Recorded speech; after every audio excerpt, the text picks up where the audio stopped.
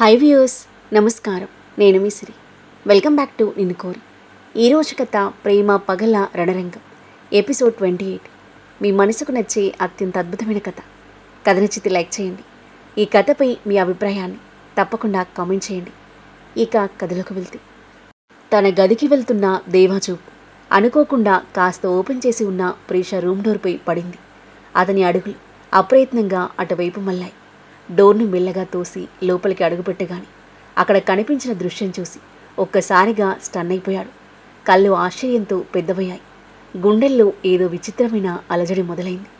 ప్రీషా black colour work sari కట్టుకుని dressing table ముందు నిలబడి టవల్తో తల తుడుచుకుంటూ ఉంది.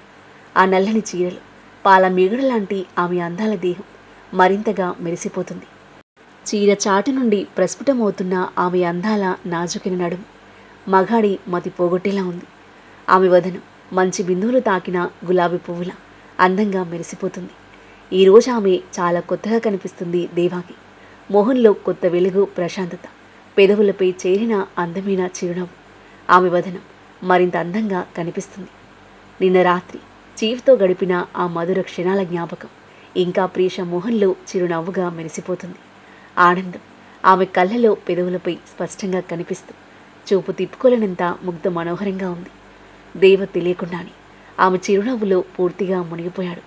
ప్రీషాని సారీలో చూడడం దేవాకిది రెండోసారి.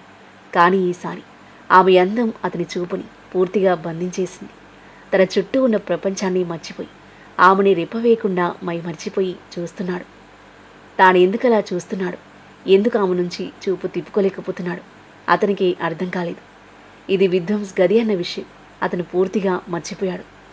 విధ్వంస్ ఏ క్షణమైనా అక్కడికి రావచ్చని ఆలోచన కూడా అతని మనసులో మెదల్లేదు. ప్రీష టవల్తో జుట్టు ఆరబెట్టుకుంటూ విండో వైపు నడిచింది. అనుకోకుండా ఆమె కాలు బెడ్ కార్నర్కి తగలగా ఆ దెబ్బకు ఆమె వెనక్కి తొలి డ్రెస్సింగ్ టేబుల్ వైపు పడబోయింది. అది గమనించిన దేవ వేగంగా ముందుకు దూసుకొచ్చి ఆమెను పడిపోకుండా తన చేతిలోకి తీసుకున్నాడు. ఊహించని ఆ సంఘటనకు ప్రీష భయపడి కళ్ళు గట్టిగా మూసుకుంది. గుండె వేగంగా కొట్టుకుంటుండగా ఆమె శ్వాస కూడా వేగంగా మారిపోయింది. దేవ ఒక చెయ్యి ఆమె భుజాన్ని పట్టుకుని ఉండగా మరో చెయ్యి ఆమె నడుముని గట్టిగా పట్టుకుని ఉంది. అతని చూపు ప్రీషా మొహంపై నిలిచింది. మొహంపై ఎలాంటి మేకప్ లేదు. అయినా న్యాచురల్గా గ్లో అవుతున్న ఆమె అందమైన వదనం తొలి చూపులోని ఎవరినైనా ఇట్టే ఆకర్షించేలా ఉంది. అతని చూపు గట్టిగా మూసుకున్న ఆమె కనురెప్పలపైన అరక్షణ నిలిచి కిందకి జారింది. చిన్నగా విచ్చుకున్న ఆమె పెదవులు భయంతో వణుకుతున్నాయి. ఆమె పెదవులు చూడగానే అనుకోకుండా తమ మధ్య చోటు చేసుకున్న తొలి ముద్దు దృశ్యం అతని కళ్ళ ముందు మెదిలి అతని గుండెల్లో వింత ప్రకంపనలు రేకెత్తింది.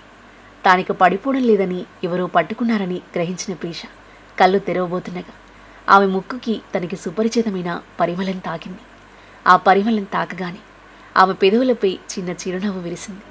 తన నడుంపై ఉన్న చేతి స్పర్శని ఫీలైన ఆమె శరీరమంతా ఒక తీయని అలజడి పాకింది.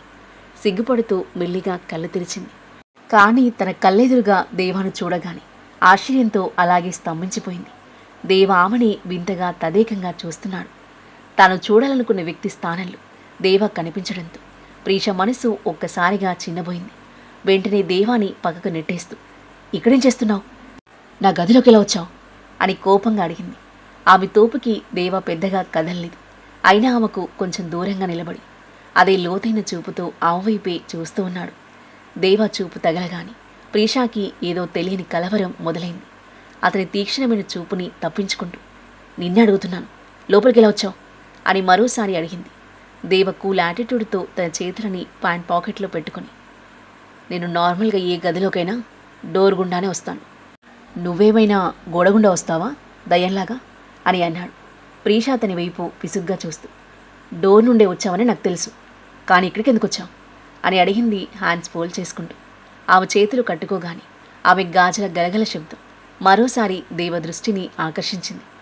అడుగుతుంటే చెప్పవే అంది ప్రీష అసహనంగా. దేవ అదే యాటిట్యూడ్తో నవ్వుతూ, నేను నీకు సమాధానం చెప్పాల్సిన అవసరం ఉందని నేను అనుకోవడం లేదు. నేను నా ఇష్టం వచ్చినప్పుడు వస్తాను, వెళ్తాను, కాబట్టి నన్ను ప్రశ్న అడగకు అని అన్నాడు. ప్రీషకి చిరెత్తుకొచ్చింది. కానీ ఇది నా గది, నేను ఇక్కడ ఉన్నాను కాబట్టి అట్లీస్ట్ నన్ను ఒకసారి అడిగి రావాలి కదా అని అంది దేవ భుజాలు ఎగరిస్తూ. నేను ఎవరి కోసం నన్ను మార్చుకోను. నా ఇష్టం వచ్చినట్టే ఉంటాను. కానీ అని అంటూ ఆమెను తల నుంచి కాళ్ళ వరకు ఒకసారి చూసి, నిన్ను చూస్తుంటే ఈ ప్లేస్ నీ మీద బాగా ప్రభావం చూపినట్టు అనిపిస్తుంది. అవునులే, ఈ విలాసాలకు ఎంతో కాలం దూరంగా ఉండవులే అని అన్నాడు వ్యంగ్యంగా. నీ ఉద్దేశం ఏంటి? ఏం చెప్పాలనుకుంటున్నావు అని అడిగింది ప్రీష కనుబొమ్మలు ముడివేస్తూ. నిన్నటి వరకు ఈ ఇల్లంటేనే నీకు అసహ్యం, మనుషులంటే అసహ్యం. నీకు ఇక్కడ ఉండడమే ఇష్టం లేదు. కానీ ఈరోజు నిన్ను చూస్తుంటే ఈ ఇల్లు, ఈ డబ్బు, ఈ స్టేటస్ నీకు నచ్చడం మొదలైనట్టు అనిపిస్తుంది అని అన్నాడు సూటిగా చూస్తూ. ప్రీష మొహం ఒక్కసారిగా కోపంగా మారింది. నీ నాలుకను అదుపులో పెట్టుకో అంది చూపుడు వేలు చూపిస్తూ. ఎందుకు? నా మాటలు బాధగా అనిపించాయా అని అన్నాడు ఆమెకు దగ్గరగా అడుగు వేస్తూ.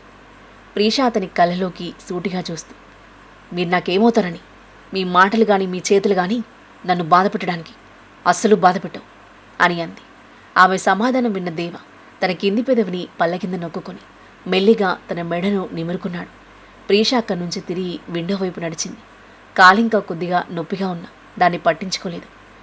ఇక తమరు దయచేయచ్చు అని అంటూ ముందుకు అడుగు వేస్తూ తన తడి జుట్టుని వెనక్కి విదిలించగాని అది అనుకోకుండా దేవ షర్ట్ బటన్కి చిక్కుకుంది. జుట్టు ఒక్కసారిగా లాగబడడంతో వచ్చిన నొప్పికి ప్రీష తెలియకుండానే దేవాకు మరింత దగ్గరగా వచ్చింది. ప్రీష సడన్గా తనకి అంత దగ్గరగా రావడంతో ఒక్క క్షణం దేవ శ్వాస ఆగిపోయినట్టయింది. తల పైకెత్తి నిట్టూర్పు వదిలాడు. ప్రీష చెయ్యి అతని షర్ట్లో చిక్కుకున్న జుట్టుని లాగుతుంటే ఆమె తల అతని ఛాతిని తగులుతుంది. ఆమె నుంచి వెదజల్లుతున్న సుగంధ పరిమళం అతని ముక్కుని తాకుతూ మనసుని కమ్మేస్తుంటే ఆ సువాసనని ఆస్వాదిస్తూ మైమర్చిపోతూ ఉన్నాడు. ప్రీష ఆతృతగా తన జుట్టుని విడిపించుకోవడానికి ప్రయత్నిస్తుంది. ఆ పరిస్థితి ఆమెకు చాలా ఇబ్బందిగా అనిపిస్తుంది.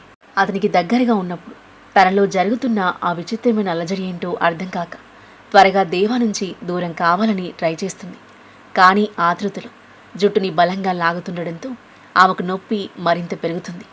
దేవ కొన్ని క్షణాలు ఆమె చేస్తున్న ప్రయత్నాన్ని ప్రశాంతంగా గమనించాడు.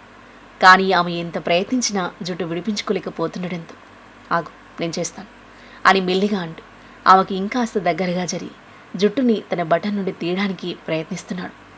అతను ఆమెకు మరింత దగ్గరగా రాగానే ప్రీషాకి ఒక సుపరిచితమైన అనుభూతి కలిగింది. ఆశ్చర్యంగా అతని కళ్ళలోకి చూస్తూ, నువ్వెవరు అని అడిగింది. ఆ ప్రశ్న విన్న దేవా చేతులు ఒక్కసారిగా ఆగిపోయాయి. ఆమె మాటల అర్థం తెలుసుకోవాలన్నట్టు కొన్ని క్షణాలు ఆమె కళ్ళలోకి చూస్తూ నిలిచిపోయాడు. ఏమన్నావు అని నెమ్మదిగా అడిగాడు. నువ్వెవరు? మళ్ళీ అదే ప్రశ్న అడిగింది ప్రీష. దేవా కనుబొమ్మలు ముడుచుకుని చిరాకుగా నవ్వుతూ, ఓ అమ్మాయి, నీకు నిజంగానే పిచ్చిపట్టిందా? ఏం మాట్లాడుతున్నావో నీకే అర్థమవుతుందా? ముందు నీ బ్రెయిన్కి ట్రీట్మెంట్ చేయించుకో. నాకు తెలిసి నీకు బాగా పిచ్చెక్కింది అని అన్నాడు. ప్రీషా మాత్రం ఒక్క మాట కూడా మాట్లాడకుండా అతని వైపే చూస్తూ నిలిచిపోయింది. దేవా అసహనంగా చూస్తూ, ఏంటి అలా నా వైపు ఎందుకు చూస్తున్నావు? ఆ పనికి మళ్ళీ మనం వదిలేసి ఇప్పుడు నన్ను ఇష్టపడడం మొదలుపెట్టావా? కానీ బ్యాడ్ లక్, నాకు నీ మీద ఎలాంటి ఇంట్రెస్ట్ లేదు. కాబట్టి ఆలోచన వదిలే, అతనితోనే హ్యాపీగా ఉండు అని అన్నాడు. ఆ మాటలు విన్న ప్రీష ఒక్కసారిగా తేరుకుంది. తాను క్షణం పాటు దేవాలో ఇంకొకరిని వెతుకుతున్నానని విషయం అర్థమై తన మీద తనకే కోపం వచ్చింది. తన జుట్టు తీసేసిన దేవ కాస్త దూరం జరుగుతూ, అవును, ఇంత బాగా రెడీ అయ్యావు, ఈరోజేమైనా స్పెషల్ ఉందా అని అడిగాడు. ఏమైనా స్పెషల్ ఉన్నా నీకెందుకు చెప్పాలి అంది ప్రీష వెంటనే. దేవ భుజాలు ఎగరేస్తూ, నువ్వు చెప్పినా చెప్పకపోయినా నాకు పెద్ద తేడా లేదు. ఏదేమైనా నీకు నువ్వుగా వాడికి సరెండర్ అవ్వడానికి సిద్ధమై మంచి పని చేశావు. అట్లీస్ట్ నీకైనా అది మంచి చేస్తుంది అని అన్నాడు. ప్రీష అసహనంగా చూస్తూ, నా గురించి నువ్వు ఆలోచించాల్సిన అవసరం లేదు. నన్ను నేను చూసుకోగలను. పైగా మీలాంటి వాళ్ళతో ఎలా వ్యవహరించాలో కూడా నేను నేర్చుకుంటున్నాను. అతి త్వరలోనే నేను ఈ ఇంటి నుంచి బయటపడతాను. మీరు చేసిన ప్రతి తప్పుకి మీ అందరినీ శిక్షిస్తాను అంది ఘాటుగా. దేవా ఆమెను నిశ్చితంగా చూశాడు. ఈరోజు ఆమె కళ్ళలో భయానికి బదులుగా ధైర్యం, ఫైర్ కనిపిస్తున్నాయి. ఆ ఫైర్ అతని దృష్టిని ఆకర్షించింది. ఈరోజు నీ యాటిట్యూడ్ పూర్తిగా మారిపోయింది. ఎవరో నిన్ను బాగా ఇన్ఫ్లుయెన్స్ చేసినట్టున్నారు అని అన్నాడు. ప్రీష గర్వంగా నవ్వుతూ, ఎందుకు అంత భయంగా ఉందా? అవును, నన్ను ఇన్ఫ్లుయెన్స్ చేశారు. నార్మల్ ఇన్ఫ్లుయెన్స్ కాదు, ఇట్స్ వెరీ డీప్. ఆ ఇన్ఫ్లుయెన్స్ ఎప్పటికీ పోదు, నేను పోగొట్టుకోను అంది సూటిగా చూస్తూ. ఆ మాటలు విన్న దేవ ఆ వైపు కొన్ని క్షణాలు మౌనంగా చూసి ఏమీ మాట్లాడకుండా వెనక్కి తిరిగి బయటికి వెళ్తుంటే, "ఒక్క నిమిషం" అని పిలిచింది ప్రీష. ఆ స్వరం విని దేవ అడుగులు ఆగిపోయాయి. వెనక్కి తిరిగి ఆమె వైపు చూశాడు. ప్రీష కొద్దిగా సంకోచంగా చూస్తూ, "ఇంతకీ నేను ఎలా ఉన్నానో చెప్పలేదు" అని అంది. దేవ ఆశ్చర్యంగా ఆమె వైపు చూశాడు. ప్రీష చిన్నగా నవ్వుతూ, "ఇది అడగడానికి ఇక్కడ నువ్వు తప్ప ఇంకెవరూ లేరు. నన్ను ఇక్కడికి తీసుకొచ్చింది కూడా నువ్వే కదా, సో అడగొచ్చు కదా" అని అంది. దేవ పెదవులపై సైడ్ స్మైల్ చేరింది. ఎలా చెప్పాలి? మామూలుగా చెప్పాలా, లేక ఆ రోజు చెప్పినట్టు చెప్పాలా అని అంటూ ఆమె వైపు మత్తుగా చూస్తూ బొటనవేలితో అతని పెదవిని మెల్లిగా తడిమాడు. అది చూడగానే ఆ రోజు దేవ తనని అనుకోకుండా ముద్దు పెట్టుకున్న సంఘటన ప్రీష కళ్ళ ముందు మెదిలింది. కోపంతో పళ్ళను బిగిస్తూ, "అంటే ఆ రోజు నువ్వు కావాలని చేశావా? నువ్వు కావాలని చేసినా చేయకపోయినా జరిగింది నేనంత ఈజీగా మర్చిపోతాను అనుకోకు. నువ్వు చేసిన దానికి శిక్ష పడుతుంది" అని అంది. దేవా చిన్నగా నవ్వి, "ఆ రోజు కోసం నేను కూడా ఎదురు చూస్తుంటాను" అని చెప్పి వెనుదిరిగిన వాడల్లా మళ్ళీ ఆమె వైపు తిరిగాడు. "ఈ రూమ్లో నీకు నచ్చినట్టుండు, కానీ డోర్ మూసుకుని ఉండు. ఇది మర్యాదగా ఉండే వాళ్ళ ఏరియా కాదు. ఇక్కడ ఏటో చూసినా అమ్మాయిలను కళ్ళతోనే తినేసేవాళ్ళు చాలామంది ఉంటారు. అమ్మాయిల విషయంలో నా ఆలోచనలు, నా ఉద్దేశాలు కొంచెం భిన్నంగా ఉంటాయి. కానీ అందరూ నాలాంటి వాళ్ళు కాదు. అందుకే నీకు చెప్తున్నాను" అని అన్నాడు. ప్రీష అతని దగ్గరకొచ్చి, "అసలు నువ్వెవరు? నువ్వు అర్థం చేసుకోవడం ఇంపాసిబుల్. నీ ఇంటెన్షన్స్ మంచివైనప్పుడు ఈ రౌడీయిజం ఎందుకు వదిలేవు? అన్నీ వదిలేసి మంచి జీవితం గడపొచ్చు కదా" అని అంది. దేవామకు ఇంకొంచెం దగ్గరగా వచ్చి, "నువ్వు నన్ను అర్థం చేసుకోవాలని అస్సలు ప్రయత్నించకు. నువ్వే చిక్కుల్లో పడతావు. ఆ చిక్కుల నుంచి బయటపడడానికి చాలా కష్టపడాల్సి వస్తుంది" అని ఒక క్షణం ఆగి ఆమె కళ్ళలోకి సూటిగా చూస్తూ, "ఇక నా రౌడీజం విషయానికి వస్తే దాన్ని నేను ఎప్పటికీ వదిలిపెట్టను. అది నా స్వభావం, నా జీవితంలో ఒక భాగం. దాన్ని ఎవరి కోసమైనా మార్చుకోలేను. ఈ ప్రపంచం నన్ను ఇలా తయారు చేసింది. అవతలి మనిషి ఎలా ఉన్నాడో వాడితో అలానే వ్యవహరించాలి" అని అన్నాడు. "మీ తప్పులకి ఈ ప్రపంచాన్ని బ్లేమ్ చేయడం కరెక్ట్ కాదు. మీకు అన్యాయం జరిగిందని మీరు కూడా అదే దారిలో నడవడం న్యాయమని ఎక్కడుంది" అని అంది. దేవ తన మొహాన్ని ఆమెకు చాలా దగ్గరగా తీసుకొచ్చి, "ఈ దేవ ఆస్థానంలో ఉంది" అని అన్నాడు పొగరుగా. ప్రీష ఏమాత్రం వెనక్కి తగ్గకుండా, "ఏదో ఒకరోజు నీ కర్మకు తగిన ఫలితం నువ్వే అనుభవిస్తావు. చివరికి నిన్ను మావాడు అని చెప్పుకునే వాళ్ళు కూడా నీ పక్కనుండరు" అని అంది. దేవా కూల్గా నవ్వి, "నాకెవరూ అవసరం లేదు.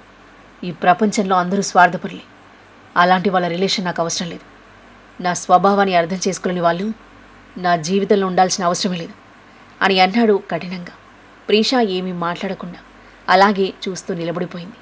ఆమె చీర కొంగు భుజం నుండి కాస్త కిందకి జారగా దేవ ఆమె కొంగు తీసి భుజాల చుట్టు కప్పుతూ, "సింపుల్గా హూందాగా ఉండే గుణం అందరికీ ఉండదు. ప్రకృతి అది చాలా కొద్ది మందికే ఇచ్చేవరం. నీలో ఉన్న ఆ గుణాన్ని మాత్రం ఎప్పుడు కోల్పోకు. జాగ్రత్తగా కాపాడుకో" అని చెప్పి వెనక్కి తిరిగి వెళ్తుండగా, "నా క్యారెక్టర్ని నేను కాపాడుకుంటాను. ముందు నువ్వు నా సెల్ఫ్ రెస్పెక్ట్ని, నా క్యారెక్టర్ని గౌరవించడం నేర్చుకో" అని అంది. ఆ మాటల్లో దాగి ఉన్న బాధ, నిస్సహాయత దేవాకు స్పష్టంగా అర్థమైంది. కానీ ఏం మాట్లాడకుండా అక్కడి నుంచి వెళ్ళిపోయాడు. ప్రీష తన కళ్ళలో చేరిన కన్నీళ్లను తుడుచుకుని బాల్కనీ వైపు నడిచింది. ఈరోజు తాను చేయబోయే పని అంత ఈజీ కాదని ఆమెకు తెలుసు. "వేదాంత్, నాకు ధైర్యం ఇచ్చినందుకు థ్యాంక్ యూ. నీ నమ్మకాన్ని నిలబెట్టుకుంటూ నా ఫ్యామిలీ కోసం, నా కోసం, అలాగే నీ కోసం కూడా నేను పోరాడబోతున్నాను. నువ్వు ఎప్పుడు నాతోనే ఉన్నావని నమ్మకమే నాకు బలం" అని అనుకుంటూ డీప్ బ్రీత్ తీసుకుంది.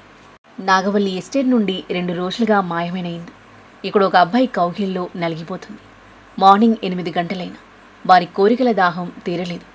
ఆ అబ్బాయి చేస్తున్న శృంగార కీడకి ఇందు నిట్టూర్పులతో, మొలుగులతో గదంతా వేడెక్కింది. కాసేపటికి కోరిక తీర్చుకొని ఒకరి కౌగిలిలో ఒకరు చేరి అలసట తీర్చుకుంటున్నారు. ఇందు అతని చేతి వేళ్లతో ఆడుకుంటూ, చాలా హాయిగా ఉంది.